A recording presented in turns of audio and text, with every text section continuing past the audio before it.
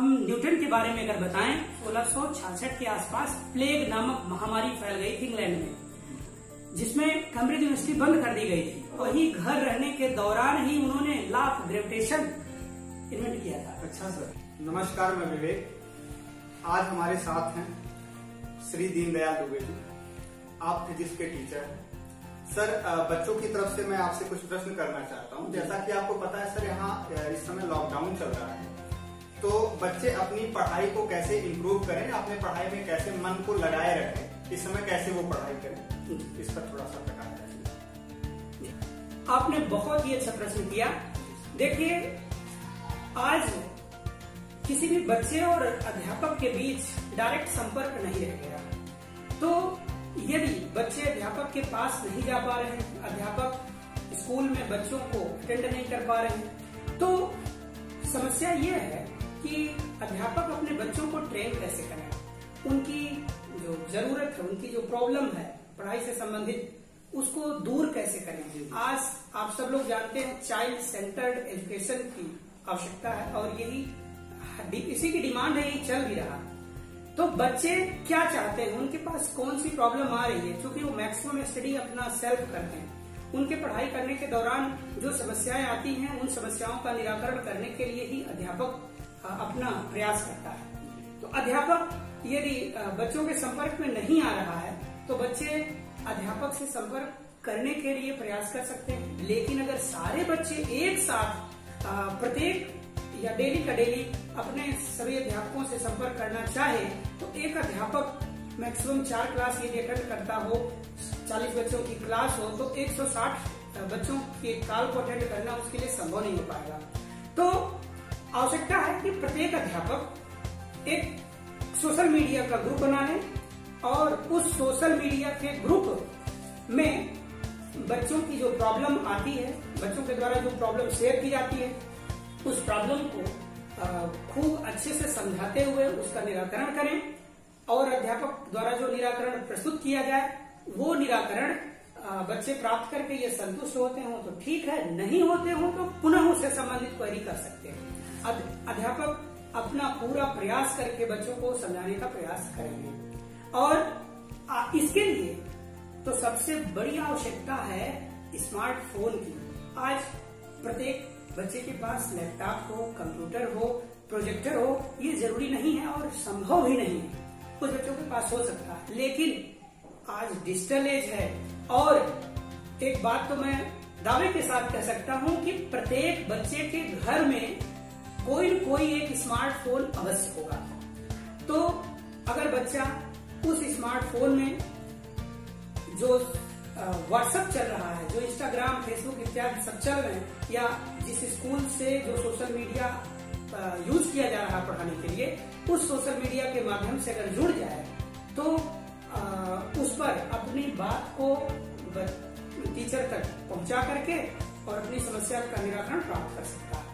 तो इस प्रकार से, लेकिन इसके लिए बहुत सारे बच्चे ऐसे हैं जो दिन भर मोबाइल फोन का मिसयूज करते रहते हैं। तो मोबाइल फोन मिसयूज ना हो, इसके लिए गार्जियन को ध्यान देना चाहिए कि जो स्कूल द्वारा प्राप्त टाइम टेबल है, जो टीचर ने अवेलेबल कराया कि फला सब्जेक्ट इतने बजे से इतने बजे तक निराकरण किया जाएगा, इसका डाउट इतने बजे से इतने बजे तक निराकरण किया जाएगा, तो जो टाइम टेबल निर्धारित किया गया है स्कूल के द्वारा, गार्जियन अपने बच्चों को मोबाइल बस उतने ही समय के लिए प्रोवाइड कराएं और जैसे ही बच्चे का सारा डाउट क्लियर हो जाए, उसके बाद उनसे मोबाइल ले लें और जो होमवर्क या जो असाइनमेंट टीचर द्वारा उस दौरान डाउट कटने के दौरान दिया गया या जो भी नई टॉपिक बताई गई, उस टॉपिक को स्टडी करने के लिए उनको अपने रफ कॉपी में या अपने नोटबुक में लिखने के लिए कहा जाए, ना कि उनको फिर मोबाइल फोन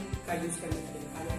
तो इससे क्या होगा, बच्चे फिजिकली भी स्वस्थ रहेंगे, मेंटली भी स्वस्थ रहेंगे, उनकी आंखें भी स्वस्थ रहेंगी और वो हमेशा अपने को पढ़ने में लगाएंगे। और क्योंकि वो जान रहे हैं कि अगर आज जो टॉपिक मैं पढ़ूंगा उसमें नया डाउट कुछ आएगा तभी कल पूछ पाऊंगा, और टीचर भी ये चाहता है, अपने बच्चों से अपेक्षा रखता है कि बच्चे हमसे पूछें। अगर बच्चे पूछेंगे तो मैं बताऊंगा और नई चीजें जैसे आज सारी टॉपिक अगर एक चैप्टर हमने पढ़ाया, उस चैप्टर के सारे डाउट क्लियर हो गए, तो कल नेक्स्ट चैप्टर पढ़ाया जाएगा।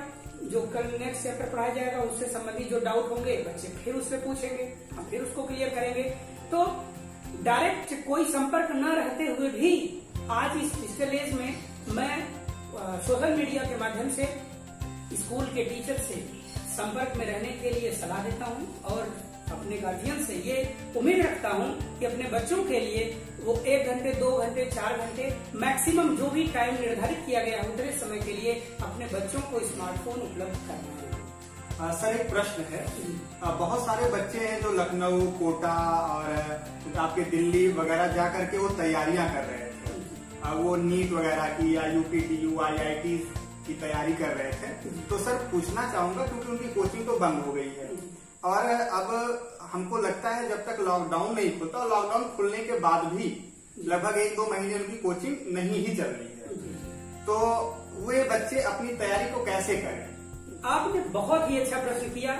ये समस्याएं तो आज मैक्सिमम स्टूडेंट्स के पास है। ये समस्या केवल अगर देखा जाए तो ये जमीनी स्तर पर समस्या है। आप जानते हैं कोटा, लखनऊ, कानपुर, बंगलौर, दिल्ली, कितने जगहों पर इतनी सारी कोचिंगों में इतने सारे स्टूडेंट पढ़ रहे थे, उन सबको लॉकडाउन की वजह से अपने घर जाना पड़ा, सबकी पढ़ाई बाधित हो गई। लेकिन आपको हम बताएं, कोचिंग में जो स्टडी करवाई जाती है उसका एक मोटिव होता है। कोचिंग्स में बच्चों के जो सिलेबस होते हैं, चाहे वो IIT के प्रिपरेशन के लिए करवाए जा रहे हों, चाहे नीट के प्रिपरेशन के लिए करवाए जा रहे हों, NDA क्या कुछ भी, तो उन सारे सिलेबस को पढ़ाया जाता है। पढ़ा करके उन टॉपिक्स को जो डिफरेंट यूनिट में डिवाइड होती हैं, प्रत्येक यूनिट को पढ़ाने के बाद उसका टेस्ट करवाया जाता है और प्रत्येक टॉपिक पर अलग अलग असाइनमेंट दी जाती है। असाइनमेंट बच्चे घर पर सॉल्व करके ले जाते हैं। जैसे आज एक टॉपिक पढ़ाया गया तो उस पर बच्चे वही कोचिंग से असाइनमेंट प्राप्त करते हैं और घर पर सॉल्व करते हैं, नेक्स्ट डे उसको सॉल्व करके ले जाते हैं। यदि कोई डाउट होता है तो डाउट क्लास में उसको संपर्क करके अपना डाउट दूर करते हैं। अगर लॉकडाउन में बच्चे घर आ गए हैं, उनका टीचर से किसी प्रकार का कोई संपर्क नहीं है, कोचिंग से किसी प्रकार का संपर्क नहीं है, तो मैं बताना चाहूंगा कि उन्होंने जितना पढ़ा हुआ है वो स्टडी उनके लिए पर्याप्त है। यदि उनको अपने स्टडी मटेरियल में किसी भी टॉपिक पर कोई समस्या है तो अपने कंसर्निंग टीचर से सोशल मीडिया के माध्यम से संपर्क करके उसको समझ सकते हैं और खुद पढ़ने का प्रयास कर सकते हैं। जितना स्टूडेंट अपने से पढ़ेगा, सेल्फ स्टडी करेगा, आप तो जानते हैं कोचिंग में भी सेल्फ स्टडी पर ही जोर दिया जाता है। बेसिक कॉन्सेप्ट को क्लियर करवा करके सेल्फ स्टडी पर ही जोर दिया जाता है। अगर सेल्फ स्टडी बच्चा करता है, असाइनमेंट को अपने से ही सॉल्व करता है, क्योंकि 2-4 एग्जाम्पल जो बताए जाते हैं उनके बेस पर ही बहुत सारे एग्जाम्पल सॉल्व करने होते हैं, असाइनमेंट पूरा सॉल्व करना होता है। तो अगर बच्चे सॉल्व करने की क्यूरियोसिटी अपने अंदर ले आते तो अपने टीचर से संपर्क करके जो टॉपिक नहीं आया समझ में उसको क्लियर कर सकते हैं। और आपको मैं बताऊं, एक ऐप है NCERT, बहुत अच्छा ऐप है। इस ऐप पर विगत लगभग 15-20 वर्षों के पेपर जो हाल ही में हुए हैं उनसे लेकर के और लास्ट 15-20 वर्षों के पेपर हैं, IIT हो चाहे नीट हो, AIPMT पहले है ना, तो इन सभी के जो पेपर्स हैं उनको लेकर के बच्चे सॉल्व कर सकते हैं। और तमाम सारी जो मॉडल पेपर जो आने वाला एग्जामिनेशन है उससे संबंधित मॉडल पेपर 1-2 नहीं बल्कि 20 मॉडल पेपर उस पर उपलब्ध है। उनमें जो भी प्रॉब्लम आती है वो अपने टीचर से सोशल मीडिया के माध्यम से संपर्क कर सकते हैं। यदि टीचर डायरेक्ट संपर्क में नहीं आ रहा, टेलीफोनिक कांटेक्ट में नहीं आ पा रहा है, तो आप हतोत्साहित ना हो, बल्कि उस प्रॉब्लम को अपने कंसर्निंग टीचर के पास सोशल मीडिया के माध्यम से भेज दीजिए और रिक्वेस्ट कर लीजिए कि जब भी आपके पास समय हो आप उसका सलूशन हमको बता दीजिए। टीचर अवश्य आपकी मदद करेंगे। इसके लिए वो हमेशा तत्पर रहते हैं कि हमारे बच्चे आगे बढ़ें। ठीक है, तो इस प्रकार से आपको एकदम भी हतोत्साहित होने की कोई आवश्यकता नहीं है। आप घर पर हैं, सुरक्षित हैं और जान है तो जहान है। आपको कोचिंग में जाने की आवश्यकता भी नहीं है। जी सर। पढ़े रहिए। कोचिंग खुलेगी तो जाइएगा, फिलहाल अपने समय को यूटिलाइज करिए।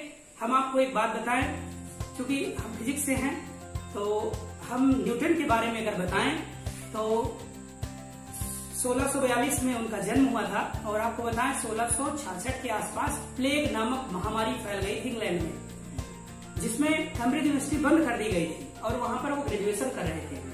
वहां से वो सीधे घर चले गए, 2 साल तक वो घर रहे, और वही घर रहने के दौरान ही उन्होंने लॉ ऑफ ग्रेविटेशन इन्वेंट किया था। अच्छा सर। हाँ, तो ये जो लॉ ऑफ ग्रेविटेशन है वो अपने घर पर रहते हुए पूरे सेल्फ स्टडी से किया था। ऐसा नहीं है कि आप सेल्फ स्टडी से कुछ नहीं कर सकते हैं। सेल्फ स्टडी बहुत बड़ा राज होता, एक आपका प्रत्येक स्टूडेंट का एक औजार होता है, और कोई भी व्यक्ति यदि सफल होता है तो वो सेल्फ स्टडी के बलबूते पर ही होता है। सर एक प्रश्न है, सर कुछ बच्चे हैं जो आर्थिक रूप से बदहाल होते हैं, तंग होते हैं, और वो चाहते हैं कि वो नीट की या IIT की तैयारी करें।